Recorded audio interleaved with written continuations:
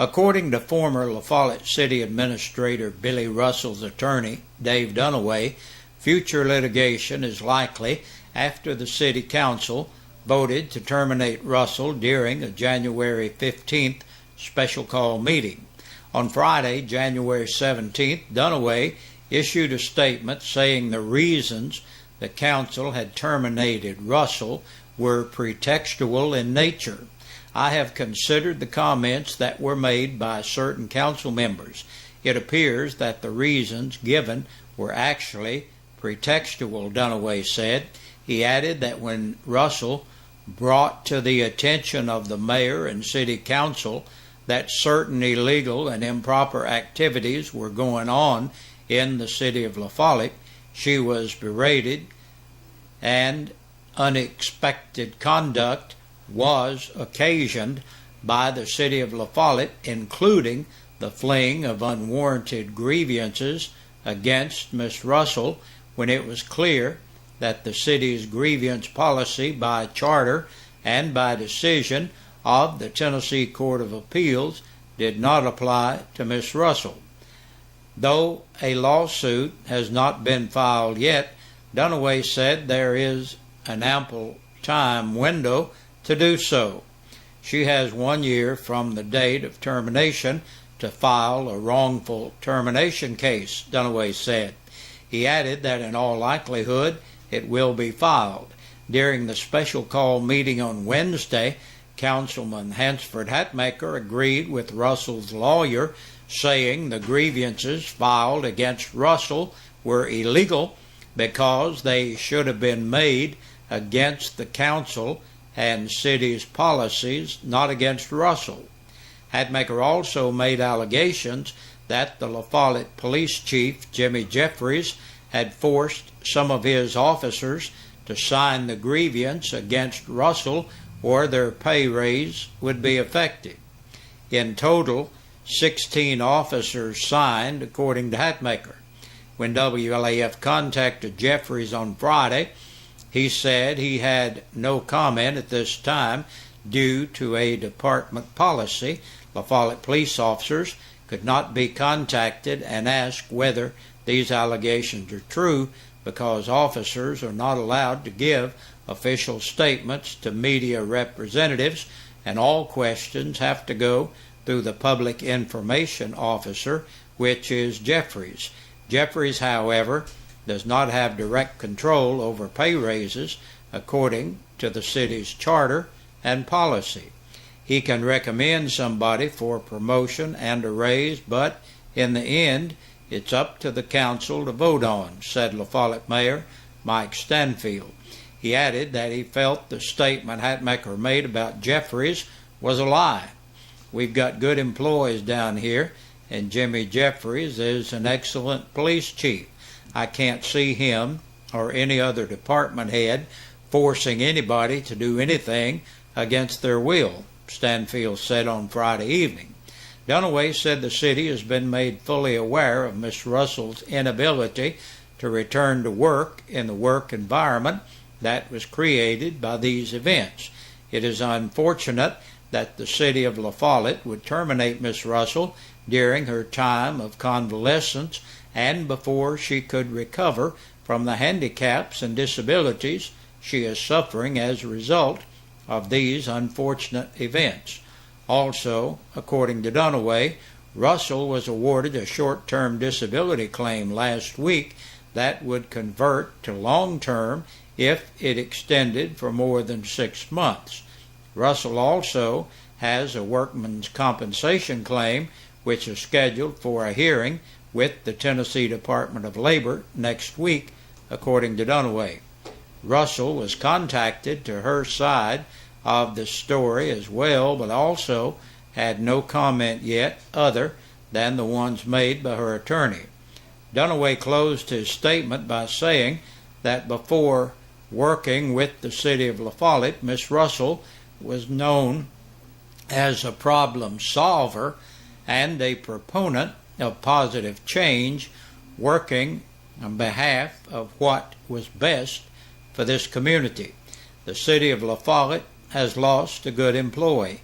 Mayor Mike Stanfield said he wasn't overly concerned with the possibility of a lawsuit regarding the termination. I don't think it will go anywhere. This is a right-to-work state, and they work at the will of the council, Stanfield said. He added that he had yet to receive any legal paperwork from Dunaway. Reports coming to WLAF are that the last of the snakes confiscated from a La Follette church last November have been euthanized. Back on November the 7th, 53 snakes were taken in a raid by TWRA officers at the church where Reverend Andrew Hamblin is pastor. The Tabernacle Church of God on Longmire Lane, in a January 8th story by Charlotte Underwood, she reported that out of the 53 snakes that were brought to the Knoxville Zoo by TWRA, 32 had died due to poor body condition that was a result of severe parasite infection and overall stress caused by being housed in quarters that were too small. That's according to Michael Ogle, Knoxville Zoo curator of the event. Today's report is that the last of the 14 snakes have been euthanized. Hamblin was cited for possession of Class 1 wildlife, but earlier this month, a grand jury declined to indict him on any charges. Hamblin said he was fighting for his freedom of religion. There were just 3 empty parking spaces and a full house Sunday morning at Cumberland View Baptist Church as a milestone was celebrated. Reverend Bobby Ray Wilson was honored Sunday for his 40 years as church pastor. It just happens that 2014 also marks the 100th year of Cumberland View Baptist Church. Church member Randy Doherty quickly sums up Reverend Wilson by saying that Bobby Ray's always there for you. Wilson is the only pastor the 40-year-old redhead's ever known, saying Wilson baptized him when he was 7 years old, as Doherty pointed toward where the baptistry used to be in the old church. Opal Lovely, as she was listening to WLAF on her car radio while waiting for others to arrive, says she's been attending Cumberland View Baptist Church since the 1960s. Reverend Silas Russell was church pastor in the late 60s until Wilson came in 1974, and that's when Delane Williams remembers when he first started attending the church. His once brown hair is now all gray, as Pastor Wilson tells WLAF that words cannot express what it means to him and how the Lord has blessed through these 40 years.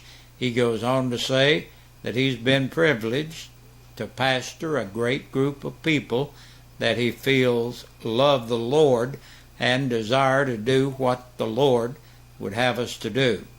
As Wilson closed yesterday morning's worship service, he asked the audience to remember, take at least one time a day to pray for their church. No doubt Wilson will likely see those other 3 parking spaces filled. And a fire destroyed a house on Landmark Road. The call came in at 4:01 yesterday morning. That's when the house fire call arrived. Daniel Lawson, rural fire chief, tells WLAF that smoke detectors awoke the owner of the home, who ran to the neighbors to call 911. The fire spread from the basement upward to the 2nd floor, destroying the inside of the house. Campbell County Rural Fire Department called in the Jacksboro and Caryville Fire Department to help fight the fire due to cold temperatures and the fierceness of the fire. And that's a look at our news on this Monday. We'll return in a minute with the release from the Campbell County Sheriff's Department. 13 people were booked into the Campbell County Jail over the weekend. Danny Ray Boshears, 48, of River Road in Jacksboro, for driving while revoked, violation of the light law, and violation of the Tennessee financial law. 27-year-old Natasha Sierra Bright of Austin Lane in Jacksboro for theft of property under $500, aggravated criminal trespassing, driving without a valid license, and public intoxication. Carolyn Danielle Cornett, 22, of Court Lane, La Follette, on a capious bench warrant. 25-year-old Carrie Lynn Green of Easter Lane, La Follette, for fraudulent use of a credit card and theft of property under $500. Ryan Travis Gully, 22, of Gaylor Road, La Follette, for violation of probation. Jason Michael Hammond of High School for driving while suspended, criminal trespassing, and violation of the Tennessee financial law. 19-year-old Nicholas Chase Holt of Maynardville for unlawful carrying or possessing a weapon. Philip Ray Johnson, 23, of Sun Lane, La Follette, for leaving the scene of an accident and reckless driving. 32-year-old Dusty A. Napier of Brook Place Lane, La Follette, for aggravated robbery, aggravated kidnapping, possession of prohibited weapons, a capious bench warrant, and theft of property under $500. William Nix Jr., 62, of Williamsburg, for DUI. 31-year-old William Dustin Parks of Bowman Drive on a capious bench warrant. Ronnie Leon Poe, 33, of Clinton, entered the jail to serve court-imposed time. And last today, 54-year-old Benny Arthur Watkins of Robin Road, La Follette, entered the jail to serve court-imposed time. And that's a look at the news and the sheriff's report for this Monday. Stay tuned. Got a lot more coming your way, and be sure to join us again tomorrow. Hey, Big Josh with you on this Monday evening looking at our birthdays and anniversaries. Our Birthday and Anniversary Club is brought to you by your friends here at WLAF and Eastside Pizza and Deli, located in the Food Line Center. Hey, stop by and check out some of that delicious food at Eastside Pizza and Deli. Our birthdays today, David Madison turns 42. Happy birthday to you, David. Carl Fox is 72 today. Happy birthday, Carl. And Vijaya Morton celebrates today. Happy birthday to you, Vijaya. And Tanya Lay has birthday today. Happy birthday to Tanya. And Corey Hatmaker is 20 years old today. Happy birthday to you, Corey. And recapping our weekend, on Saturday, Nancy Marie Ayers had a birthday. Happy birthday to you, Nancy Marie. Karen Darty had a birthday. Happy birthday to you, Karen. And Jack Duncan was 45 years old Saturday. And Baby Grace Marlowe had a birthday on Saturday. Happy birthday, Baby Grace. And Allison Parker was 40 years old on Saturday. Yesterday, Teresa Crutchfield celebrated. Happy birthday to you, Teresa. Scott Brewer had a birthday yesterday. Happy birthday to Scott. Derek Steiner celebrated yesterday. Happy birthday to Derek. And Ronnie Young turned 65 years old yesterday. And we hope all of you had a great day or are having a great day. Now listen, if you're celebrating your birthday or your anniversary today, and for some reason we don't have your name on our list, we'd love for you to do that, because that's how you qualify to be in the drawing on Friday.